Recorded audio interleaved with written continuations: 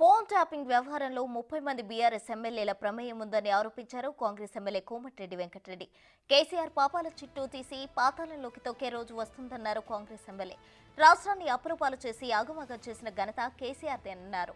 ఎక్కువ తక్కువ మాట్లాడితే ఊరుకోబోమని, ఫోన్ ట్యాపింగ్ చేసి డబ్బులతో 30 మంది ఎమ్మెల్యేలు గెలిచారని, వారి సభ్యత్వాలు రద్దవుతాయని సంచలన కామెంట్స్ చేశారు. త్వరలోనే జనగామకు ఉప ఎన్నిక వస్తుందన్నారు. కేటీఆర్, హరీష్ రావు కూడా జైలుకు వెళ్తారన్నారు.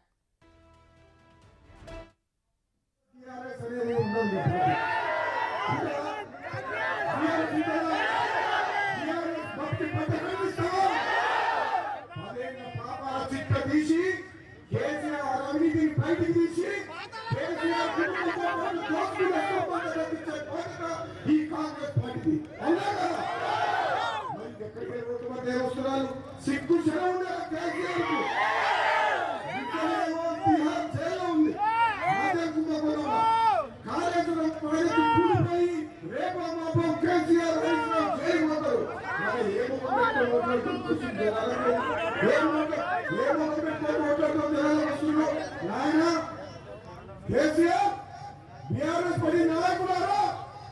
ఈ తెలంగాణని అప్పుల చేసి ఆగమాగం చేసి నిర్వాహకం చేసి వదిలిపెట్టిండు. ఇప్పుడే మీరు నోరు పాలకులో పెట్టుకొని కేసీఆర్ ఎక్కువ తక్కువ మాట్లాడితే బొక్కలేస్తుంది. నువ్వు చేసే తప్పులు అన్ని కావు. ఒక మిగులు బడ్జెట్ ఉన్న రాష్ట్రం 60 ఏళ్ళ కదా 1000 మంది యువకులు భారతదేశం చేస్తే ఆనాడు సోనియా గాంధీ నీ కాంగ్రెస్ పార్టీ ఎంపీలు ఈ తెలంగాణ ప్రజలను ఓటేసి గెలిపిస్తే పార్లమెంట్ లో తెలంగాణ గొంతుపిచ్చి తెలంగాణ రాష్ట్రాన్ని ఇచ్చిన సోనియా గాంధీ కాంగ్రెస్ పార్టీ.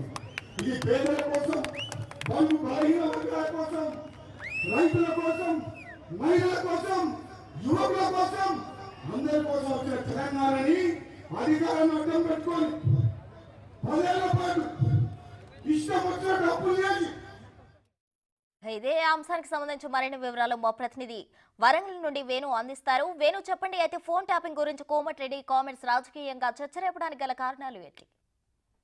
నిన్న జనగామ లోపల చామల కిరణ్ కుమార్ రెడ్డి గెలుపు కోసం నిర్వహించినటువంటి రోడ్ షో లోపల రాజగోపాల్ రెడ్డి మాట్లాడుతూ పూర్తిగా అటు ఫోన్ ట్యాపింగ్ ద్వారానే బీఆర్ఎస్ గెలిచింది, లేకపోతే అసలు బీఆర్ఎస్ భూస్థాపితం అయి ఉండేదంటూ కూడా కీలక వ్యాఖ్యలు చేశారు. దాంతో పాటుగా కొద్ది రోజుల్లోనే అటు కేసీఆర్, హరీష్ రావు కూడా ఈ ఫోన్ ట్యాపింగ్ వ్యవహారం లోపల జైలుకు వెళ్ళబోతున్నారు. అసలు తెలంగాణ లోపల అసలు బీఆర్ఎస్ పార్టీ కనుగొనం అవుతోందంటూ కూడా ఆయన చాలా తీవ్రంగా ఉన్నటువంటి కార్యకర్తను ఉద్దేశించి తీవ్రమైన వ్యాఖ్యలు చేయడం జరిగింది. దీన్ని బట్టి చూస్తే మాత్రం ఫోన్ ట్యాపింగ్ వ్యవహారం లోపల కాంగ్రెస్ ప్రభుత్వం సీరియస్ గా ఉంది. అదేవిధంగా కేసీఆర్ బస్సు యాత్రపై కూడా తీవ్రమైన సెటర్లు వేశారు. తాను ఏ మొహం పెట్టుకొని ప్రజల వద్దకు వచ్చి ఓట్లు అడుగుతున్నారు, ఇన్ని రోజులు 10 ఏళ్ల పాటుగా కూడా తెలంగాణ ప్రజల సొమ్ము తొప్పి తిన్నారు, అతన్ని కూడా రూపాయి కక్కిస్తాము, అసలు పార్టీ ఉనికే లేకుండా పాత్రలను తొక్కేస్తామంటూ కూడా ఆ కార్యకర్తను ఉద్దేశించి ఆ తీవ్రమైన వ్యాఖ్యలు చేయడం ప్రస్తుతం జనగామ జిల్లా లోపల తీవ్ర చర్చనీయాంశంగా మారింది. అంటే ఇక వచ్చే రోజుల లోపల ఈ ఫోన్ ట్యాపింగ్ ద్వారా గెలిచినటువంటి ఎమ్మెల్యేలపై కూడా కేసులు నమోదు చేస్తామనేటువంటి ఒక